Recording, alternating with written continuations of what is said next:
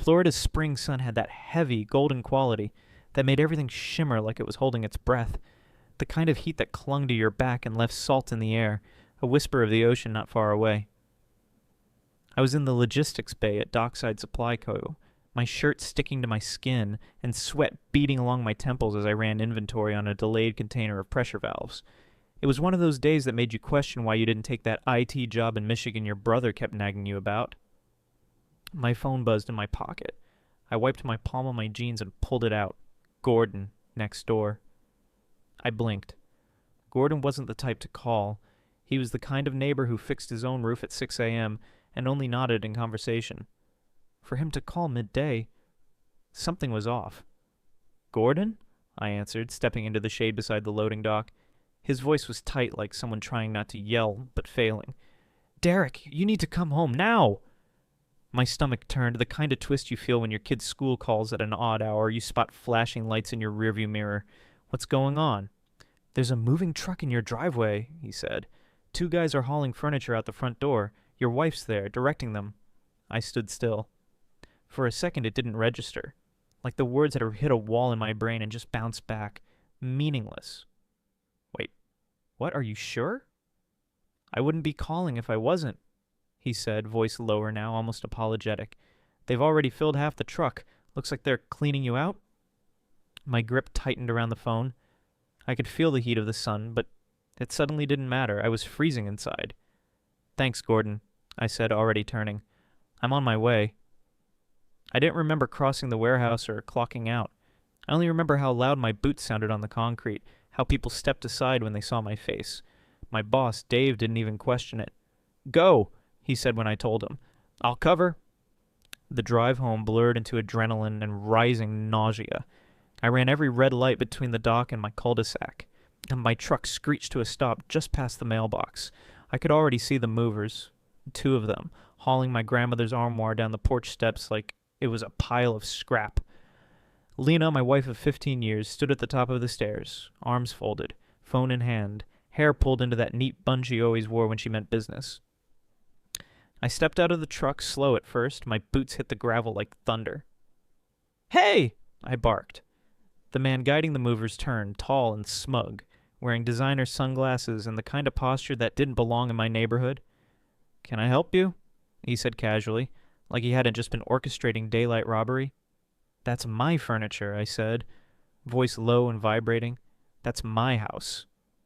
He didn't flinch, just chewed his gum. "Talk to your wife," he said, jerking his thumb toward Lena. That's when I saw it. Her face. Not panic, not guilt. Just that damn neutral expression, like she was watching someone else's Netflix drama play out on the driveway. "Lena," I said, "what the hell's going on?" She looked at me, then looked away. "It's all under control, Derrick," she said flatly. "We're just moving a few things out." "A few things?" I laughed, but it came out cracked. "Though you emptied the living room." She sighed, pinching the bridge of her nose. "Don't make a scene. I'm leaving. It's done." The man in sunglasses stepped closer, clearly enjoying the show. "We're on a schedule, man. Let's not make this harder than it has to be." I turned to him, jaw tight, hands shaking. "And you are?" He smirked. "Name's Donovan." The name hit me like a slap. I didn't recognize the face, but the name. I'd seen it before. On a message. On a text Lena once swiped away too fast. I didn't speak. I didn't scream. I just moved. My fist connected with his jaw before I could register my own motion. He stumbled back, stunned. I didn't wait for retaliation. I grabbed his shirt and shoved him into the grass. "You think you can take my life and walk away?" I growled. "You think this is just a checklist for you two?" "Derrick!" Lena's voice rang out. But I didn't stop. Not yet. Not until the sirens pierced the distance. And even then, part of me wanted to finish it right there on the lawn. The shriek of sirens sliced through the air just as I felt Donovan's weight collapse under my grip. Somewhere in the distance, Lena was yelling my name, her voice raw with something between panic and anger. But not fear, not concern. She wasn't afraid for me. She wasn't even afraid for him. She was angry I'd interrupted her little exit strategy. I stood up, chest heaving, blood on my knuckles and adrenaline in my throat. The man who had just been stuffing my marriage into a moving van now lay groaning in the grass, holding his jaw, blinking up at the Florida sun like it had betrayed him too. 2 police cruisers pulled up, tires screeching against the curb. I didn't move, didn't flinch. I wanted them to see me like this. Wild, open, unapologetic. Because this wasn't about rage. This was about clarity. The first officer to approach was young, tall, with sharp lines on his face and mirrored glasses that reflected the mess behind me. His hand hovered near his holster as he stepped closer. "Sir," he said, voice clipped. "Back up. Hands where I can see them." I raised my hands slowly, not taking my eyes off Donovan. He was stealing from me. "That true?" the officer asked, turning to Lena. She stepped forward like she owned the ground under her heels. "He's my boyfriend," she said, voice firm, "and I'm taking my things." I laughed. I didn't mean to, but it burst out, dry and bitter. "Your things?" I echoed. "The couch my mom gave us, the dining table I refinished by hand, the armoire that's been in my family for 3 generations? Your things?" She narrowed her eyes. "Half of it is mine." "You didn't buy a damn thing in that house," I snapped. "You picked colors and complained about prices."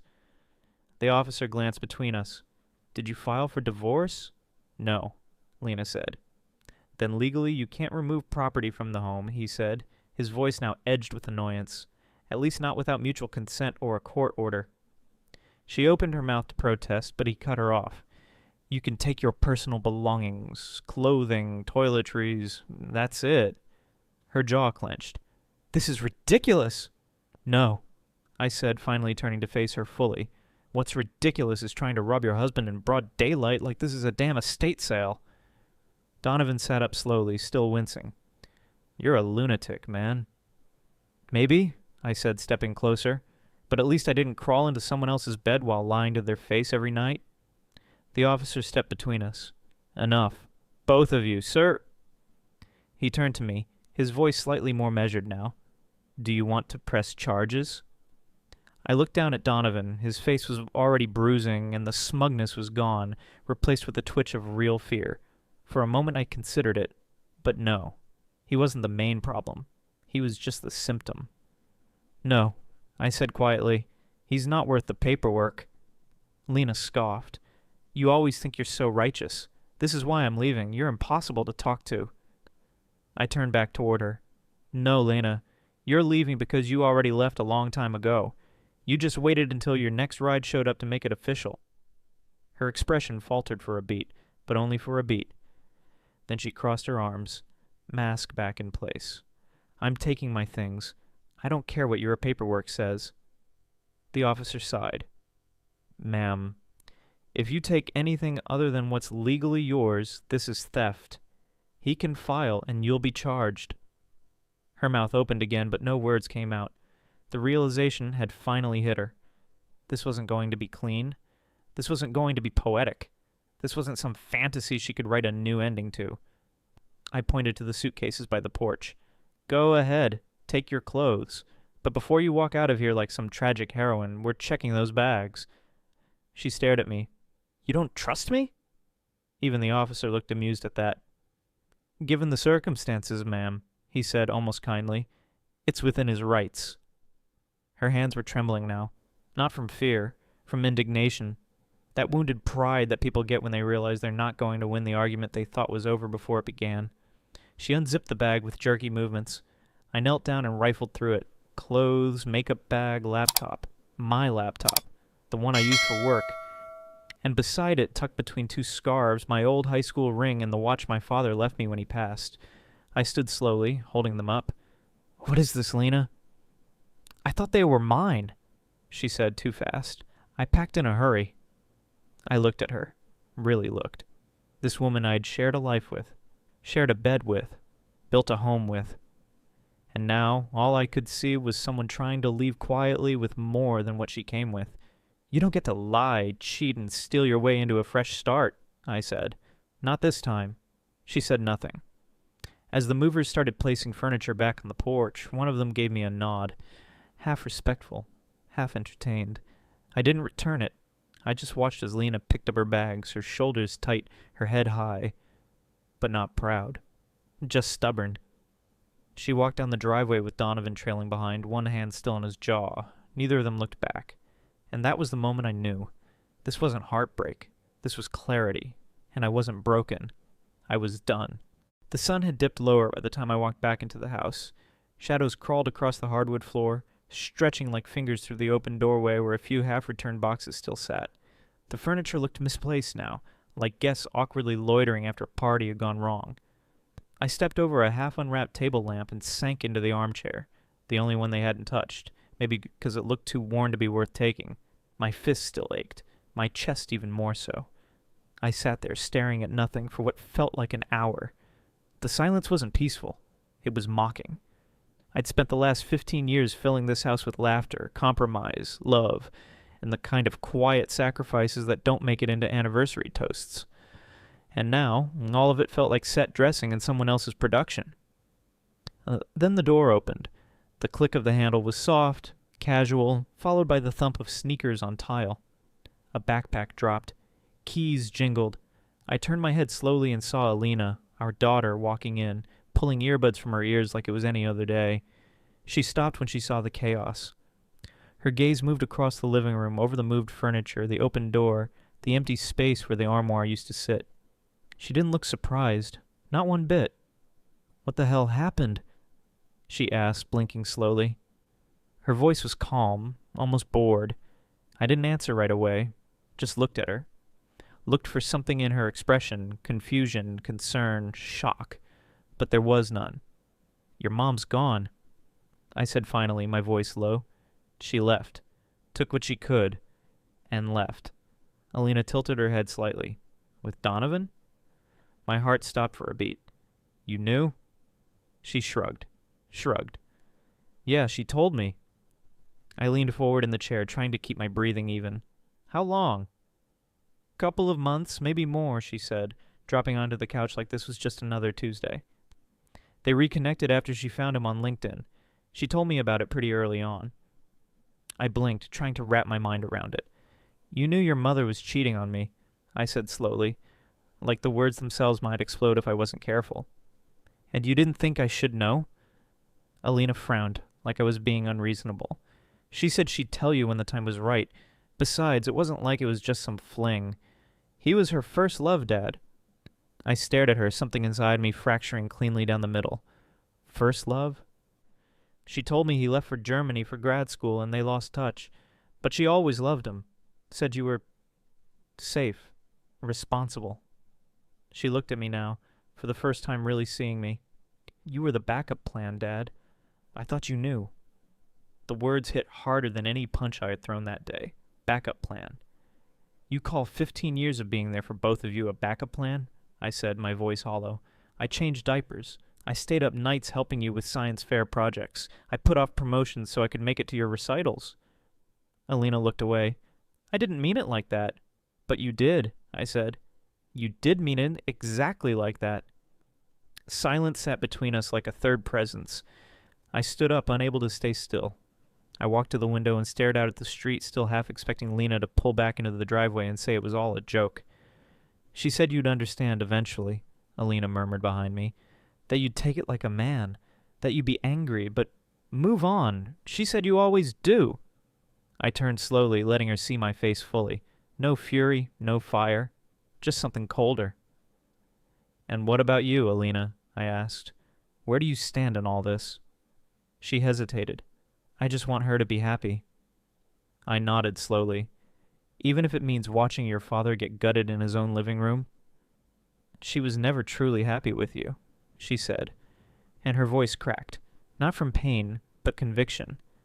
"You don't make her laugh, and you're too serious, too stuck in your routines. With Donovan, she's alive." I walked closer, each step measured. "Do you know what being alive means, Alina? It means showing up. Every damn day. Even when it's hard. Even when it's boring. Even when the laughter runs out and all that's left is commitment. That's love. That's family." She crossed her arms. Defensive now. "You're overreacting." I nodded again, then smiled. It was a strange smile, one I hadn't felt on my face in years. "Good. Keep thinking that." Alina squinted. "What does that mean?" It means, I said, stepping past her, heading toward the hallway where the picture still hung crooked on the wall, that you're going to get exactly what you wanted. And what's that? She called after me. I paused at the foot of the stairs, looked back one last time. Life with your mother and her true love. Just the three of you. No more boring, serious, stuck-in-his-ways dad to slow things down. Fairy tales, remember? Time for you to live in one. Her mouth opened, but no words came. I walked upstairs. In that moment, I knew. Some betrayals don't need punishment. They need distance. The kind that leaves silence in its wake. The kind that says everything without screaming a word. The next morning, I woke up before the sun. Not because of an alarm, but because my body refused to rest. Sleep had become foreign, like a language I once spoke fluently, now only half remembered. I stared at the ceiling, the lines of old plaster above me tracing the same silence I felt in my bones. No Lena breathing beside me, no faint shuffle of Alina's music from down the hall, just the hum of the ceiling fan spinning like a slow countdown. I sat up. My mind wasn't racing, it was crystal clear. This wasn't grief anymore, it was focus. The kind of focus a man gains when he realizes no one's coming to save him, and maybe he doesn't want them to. I made coffee, dark and bitter, poured it into the chip mug Lena always said we should throw away. I sipped slowly, let the heat remind me that I was still here, still standing. By 7:30 a.m., I was standing outside the office of Darren Miles, a divorce attorney with a reputation for being both vicious and surgical. He once got a judge to reverse a full alimony ruling after proving the wife owned crypto under a fake name. Not flashy, not kind, but effective. Just what I needed. The receptionist glanced up, startled by my early arrival. Mr. Taylor, we weren't expecting you until... I'll wait, I said simply. 10 minutes later, I was in Darren's office. He wore a navy suit, no tie, and a pair of rimless glasses that made him look more like a math professor than a courtroom killer. What happened? He asked, folding his hands. She left, I said. Tried to take half the house with her. I want to file for divorce. Today. He didn't blink. Children involved? One daughter, 17, but I'm not contesting custody. He raised an eyebrow. You sure about that? I nodded. Let her go. They chose each other. Assets? I want to keep the house. It's under my mother's name, always has been. I can provide deed and title. All major furniture purchased by me pre-marriage or as individual income. Bank accounts, joint, but all deposits came from me.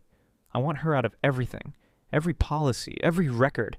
I don't want a single damn reminder of her. He scribbled fast. Doable. No alimony? No chance in hell. He glanced up, reading my face. You're not angry. I was, I said.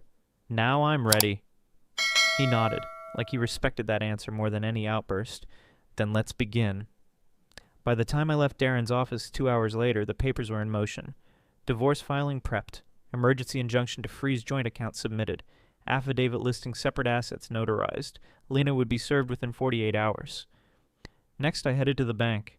The same small local branch where Lena and I had opened a joint account the year Alina was born. We'd picked it together back when decisions like that felt romantic. I walked up to the counter and handed over my ID. I'd like to withdraw all funds from this account. The teller blinked at the number. All of it? Leave $2, I said without flinching. She hesitated. Do you want it counted in front of you? No need. I pocketed the thick envelope, the paper crisp against my palm. I'd earned every single cent, and now it was no longer ours, or just mine. From there, I went straight to HR at the port. The woman behind the desk looked up from her monitor. Derrick, everything okay? I need to update my 401k beneficiary, I said, and remove Lena from my life insurance. Effective immediately. Her eyebrows lifted, but she didn't ask. Just slid the forms across the desk. I signed them without hesitation. By mid-afternoon, I was sitting in my truck, parked at the edge of the marina, watching the cranes move containers like slow mechanical arms over the water. It was quiet here, the kind of quiet that didn't ask questions. I called my mother. Mom, I said once she picked up, I need to tell you something. The story poured out. Lena, Donovan, the driveway, Alina's reaction. My mother listened in silence. When I finally paused, she let out a long breath. Well, she said, seems the trash had took itself out. I chuckled. That's a little dark even for you. You didn't deserve any of that, she said softly, but I'm proud of you for not letting them break you. I'm not done yet, I said. There's still more to set right. There was a pause. Then her voice returned, clear and grounded. Whatever you need, I'm here. That night I sat on the porch with a glass of bourbon and watched the sky turn from gold to black. For the first time in weeks, I didn't feel like the victim in someone else's story. I wasn't waiting anymore for explanations, apologies, or reasons why I wasn't enough. I'd stopped asking those questions. Now I was building something new. And Lena? She was about to learn what it felt like when a man stops reacting and starts moving. The courthouse smelled like old paper and newer lies. The beige walls, flickering fluorescent lights, and the sharp clicking of heels on linoleum all scream one thing. No matter who you are or what you're fighting for, this place doesn't care. It processes heartbreak like it's filing taxes. I sat beside Darren, who looked as pristine and emotionless as a scalpel. His tie was navy, his cufflinks sharp, and the tablet on his lap lit with case files and exhibits, screenshots, receipts, lists of assets. I wasn't nervous. I wasn't even angry anymore. What I felt now was colder, stiller, like standing on ice and knowing no matter who slipped first, you were ready. Across the aisle sat Lena, legs crossed tightly, lips drawn in a careful line. She wore a pale blue blouse, the kind she'd once reserved for church events or a family photo day. Next to her was a younger attorney in a too-large suit and nervous smile, probably fresh out of law school. Poor kid didn't know he'd walked into a live autopsy. The judge entered with a quiet command of the room. Everyone stood. When he sat, so did we. "Let's begin," he said, voice deep and patient. "Petitioner, Mr. Derrick Taylor, represented by Mr. Miles. Respondent, Mrs. Lena Taylor, represented by Mr. Cavan." Darren stood, straightened his jacket, and spoke with the precision of a man who never needed to raise his voice. "Your Honor, we are seeking dissolution of marriage on grounds of irreconcilable differences. My client requests full retention of all pre-owned assets and denial of any alimony but based on equal income status and clear evidence of extramarital involvement." Cavan, the rookie, adjusted his collar. "Your Honor, the respondent seeks half of all marital property and alimony due to emotional damages caused by years of neglect," and I blinked. "Emotional damages?" Darren's brow lifted just slightly. "Neglect, Your Honor. We have here records of every PTA meeting attended by Mr. Taylor, proof of financial support, health insurance policies paid, joint vacations booked. If anything, Mr. Taylor was overinvested." The judge glanced between us. "Let's proceed to statements." Lena stood. She didn't tremble. No tears. Just the kind of emotionless calm that once made her seem graceful. Now it just looked hollow. "I stayed in this marriage for my daughter," she said. "I stayed because I thought stability mattered more than personal happiness. But eventually I realized I was fading. I needed more. I reconnected with someone who had always understood me better. That's not betrayal, that's honesty. Delayed." Cavan nodded solemnly. "And as such, she is entitled to a fair division of marital gains and support during her transition." Darren didn't stand yet. He simply tilted his head toward me, signaling it was my turn. I stood. "I didn't cheat," I began, voice calm but ringing in the quiet room. "I didn't lie. I didn't withhold affection. What I did do was show up. Every day, I paid the bills, I packed lunches, I fixed broken doors and read bedtime stories, and kissed a woman who already had one foot out the door." Lena flinched just slightly.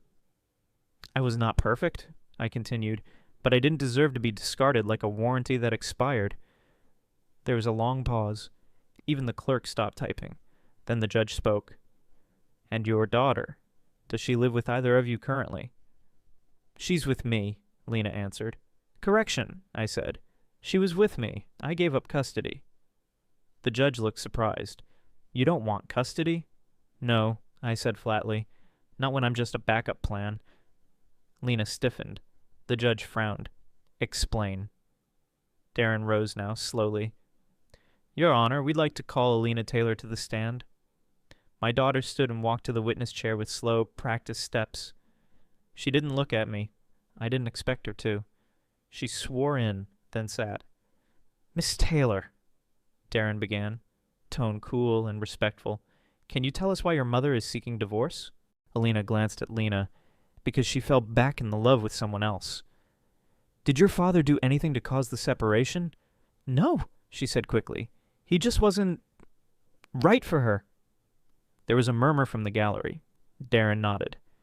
Did you encourage her decision? Alina hesitated. I told her I understood, that it was okay, that she deserved happiness. And your father? She glanced at me now, eyes unreadable. I told him not to fight it, that he should let her go. And when he asked you how you felt? Darren stepped closer. What did you say? Alina swallowed. I said it was for the best, that their marriage wasn't real love, that if her ex hadn't left the country, I would have been his daughter instead. Silence hit the room like a dropped glass. The judge leaned back, visibly taken aback. Darren took a long pause, then turned to the judge. No further questions. Alina stepped down slower now. Something had shifted in her expression. Her shoulders had slumped and her lips pressed tight like she suddenly understood the weight of her own words. I didn't look at her, because I didn't need to anymore. The judge cleared his throat. I'll review the full financial records.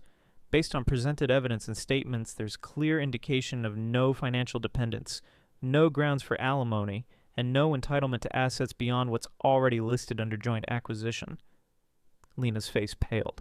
Cavan whispered urgently in her ear, but she didn't respond. Divorce is granted, the judge said, voice final.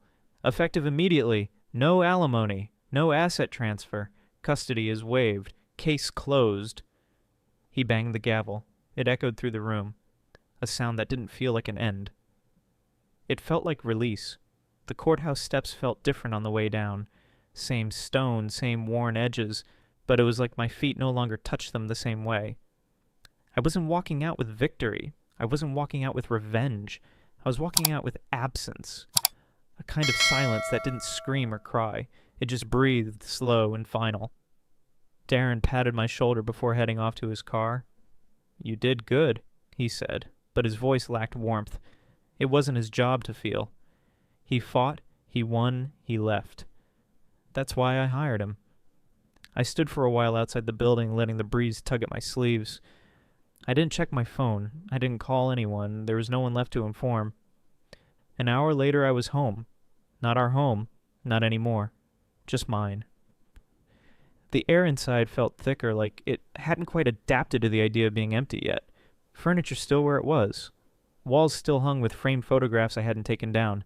I moved through the space like a guest in a museum curated by a man I no longer was. Then the knock came. 2 taps. A pause. Then 3 more. I didn't need to check. I already knew. And when I opened the door, Alina stood there. She wasn't crying. She wasn't even angry. She just looked tired in that way only truth can make a person tired. Her backpack was slung over on one shoulder, and her phone dangled loosely from her fingers. I didn't know where else to go, she said. I opened the door wider, letting her in without a word. She walked past me, stood in the living room for a moment like she was looking for something that might not be there anymore. Maybe it wasn't. She sat down on the couch. The same one Lena once insisted was too masculine for the space. It fit just fine now. I didn't think she'd do that, Alina said after a long silence. Say she didn't want custody. I sat in the armchair across from her, watching her closely. Why not? She got what she wanted. Donovan, freedom. She's finally alive, remember? Alina winced at her own words thrown back like daggers. That's not fair. No, I said. What's not fair is hearing your daughter tell a judge she would have preferred being someone else's child. What's not fair is watching 2 people smile while they pull the rug out from under the life you spent years building. She looked down, jaw clenched. I didn't mean to hurt you. But you did. The words hung in the room like humidity, thick and unrelenting. Alina fiddled with the hem of her hoodie, clearly searching for the right thing to say, something to stitch the wound she had helped tear open. She thought you'd take care of everything, she said finally. She said you always fix the damage, that you bounce back. I guess I believed her. I laughed, quiet, bitter, humorless. Of course, because being the reliable one means I'm supposed to just absorb betrayal like it's a bill to be paid. No, she said quickly. That's not what I meant. But that's what you did, I replied. You watched it all happen and said nothing. You chose the side of chaos because it seemed more exciting than stability. I just wanted her to be happy, Alina whispered. And I wanted you to respect me, I said. But I don't always get what I want, do I? The silence afterward wasn't cruel, it was honest. Alina's voice cracked then, barely audible. She's not answering my texts. Of course not, I said, because the story's over, and she doesn't like the part where the fantasy ends and responsibility knocks. She left the apartment, Alina continued, eyes wet but stubborn. Packed a suitcase. I don't even know where she went. She'll be fine, I said flatly. She always lands on her feet. That's what people like her do. They float, until they don't. Alina looked at me then, really looked. Can I stay here? I didn't answer right away. I got up, walked into the kitchen, poured myself a glass of water just to give my hands something to do. My reflection in the microwave door looked unfamiliar. Older. Tighter around the eyes. She didn't ask me about you, I said from the kitchen. Not once. She didn't fight for you. Didn't even blink when the judge handed her the option. That was your mother, Alina. That's who you stood up for. I know, she whispered. I walked back into the room and sat down. My voice was low, steady. You can stay, but this isn't a redo. This isn't some redemption arc where you just move your stuff back and pretend none of this happened. She nodded slowly. I understand. I'm not here to be your emotional support system anymore. I'll give you shelter, I'll give you safety, but you'll earn your peace here. Tears slipped quietly down her cheeks. I deserve that. Not yet, I said, but maybe you will. That night I heard her crying in the guest room. Not loudly, not for pity, just that low, broken sound people make when they finally realize they burned down the bridge they're still standing on. I didn't go in, didn't comfort her. Some lessons don't need soothing, some lessons need space to ache. 3 weeks passed, quietly, the kind of quiet that doesn't feel like silence but reset. There were no more court dates, no more lawyers, no more venom tucked inside envelopes. The dust had finally settled, and underneath it all I found something unexpected. Peace. Not joy, not victory, not even closure, just space. Space to think, to breathe, to rebuild a life that no longer needed to be shared with someone who viewed me as a placeholder. The house still bore faint traces of her, certain towels folded the way she liked, her handwriting on a sticky note inside a drawer. But day by day, I erased her without malice, just like cleaning out a room you no longer needed. Alina was still staying with me. We didn't talk much, but there was a quiet rhythm between us. I noticed the small things, how she wiped down the counter after making toast, how she hesitated before knocking on my door. Guilt has a posture, and she wore it constantly now. She had started leaving little offerings, refilling the gas in my car, folding my laundry, replacing the coffee filters without being asked. Small things, but heavy in their intent. I didn't thank her, not because I wasn't grateful, but because I knew she wasn't doing it for thanks. She was trying to tip the scale back, one small act at a time. One Thursday afternoon, I left work a little early and found myself walking into a coffee shop I used to avoid. Lena always hated it, said it was too earthy, whatever that meant. But the moment I stepped in, I understood why I was drawn there now. It smelled like nutmeg and fresh ground beans. The tables were a little scratched, the windows a little foggy, but the vibe was warm, human. I ordered a black coffee and sat in the corner.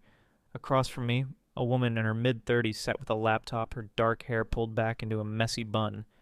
She looked up, met my eyes briefly, then smiled. Not the kind of smile that wants something, but the kind that acknowledges your presence, like you exist, like you matter. I nodded back. That was all. But I thought about that smile all day. At home, Alina was on the couch, knees pulled to her chest, watching something on her tablet.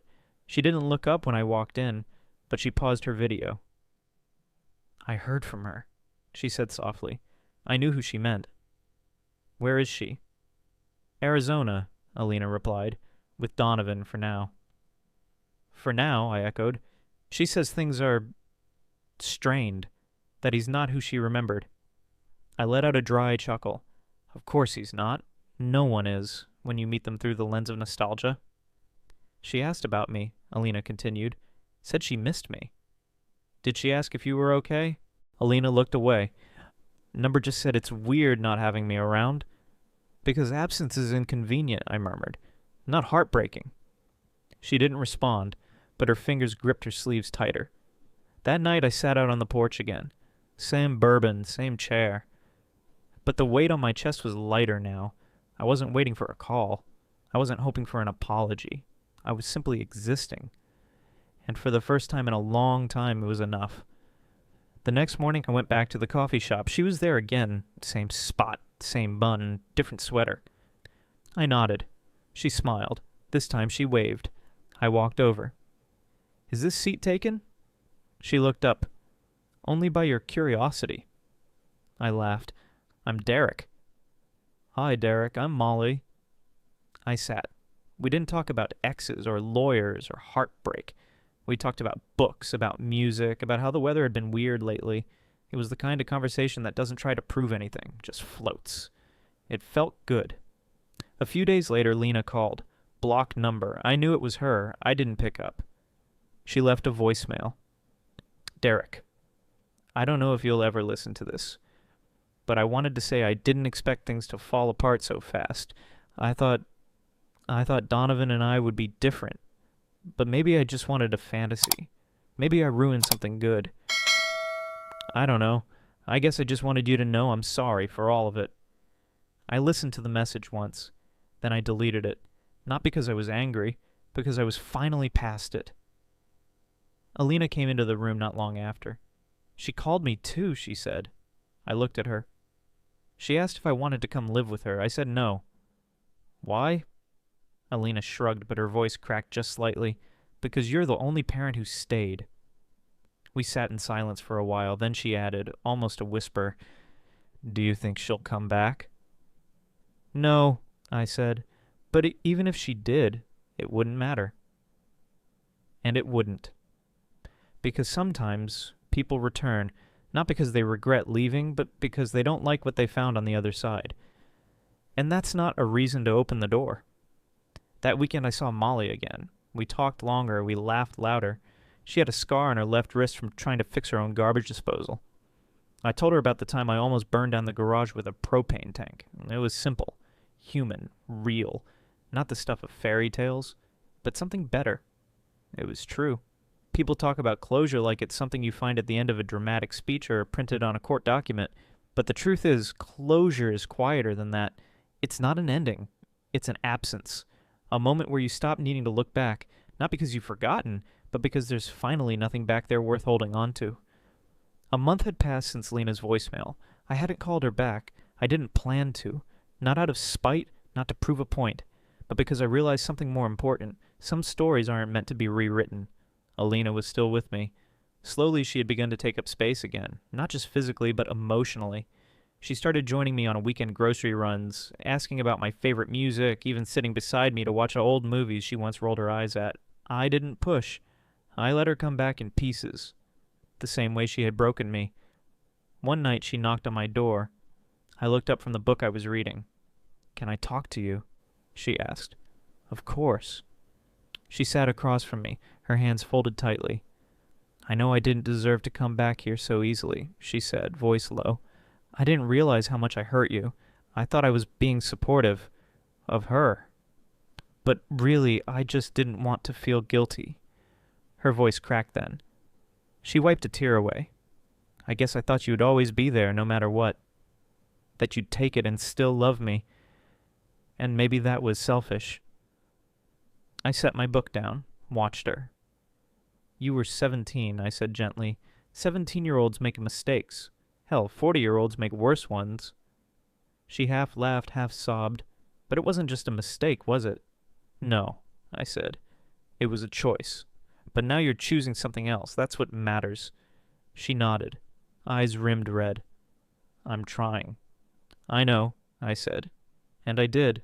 The next day, I took down the last photo of Lena in the house. It wasn't dramatic, just something that needed doing. It had been hanging in the hallway. The one of us in Montauk, right before Alina was born. We were laughing in that picture. Or at least pretending to. I replaced it with a photo of me and Alina at a beach cleanup 2 weeks ago.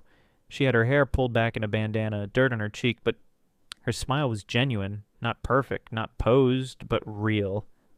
Molly and I still met once or twice a week, nothing official, no declarations, just coffee. Sometimes dinner. We didn't talk about the future. We talked about now. And for the first time in years, now felt like enough. One afternoon I was cleaning the garage when my phone buzzed. It was a message from an unknown number. I almost ignored it until I saw the name. Donovan. I stared at the screen for a long minute before opening it. You win. She left. Again. Thought you should know. No punctuation, no emotion. Just a man realizing the fantasy he stole wasn't built for real life. I didn't reply. There was nothing left to say. I walked back inside, poured myself a glass of iced tea, and stepped onto the porch. Alina was already there, legs propped on the railing, sketching something in a notebook. She looked up, smiled, and in that moment everything clicked into place. Not perfectly, not all at once, but like puzzle pieces that had been jostled loose by time and finally found each other. Here's what I learned. People don't always leave because they're cruel. Sometimes they leave because they're weak, because fantasy is easier than commitment, because chasing butterflies feels more exciting than watering roots. But eventually butterflies die, and roots grow deeper. I wasn't the man Lena dreamed about. I wasn't a whirlwind or a mystery. I was the man who changed light bulbs and remembered anniversaries. The man who left work early for parent-teacher meetings and fixed wobbly chairs. In the end, that wasn't enough for her, but it was enough for me. And one day, it might be enough for someone who matters.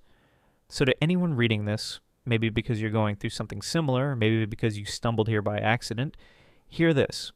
Your value is not determined by the ones who walk away. Your worth isn't defined by those who fail to see you. Some people will choose illusion over substance. Let them. You choose real. And if you're sitting in the ruins of something once sacred, wondering if you'll ever feel whole again, take this story as proof. You will. Not because time heals everything, but because healing is what you decide to do at the time. So here I am, standing in the same house, breathing the same air, but finally living a different life. One where I am not a second choice, not a consolation prize, not a stopgap. One where I am enough.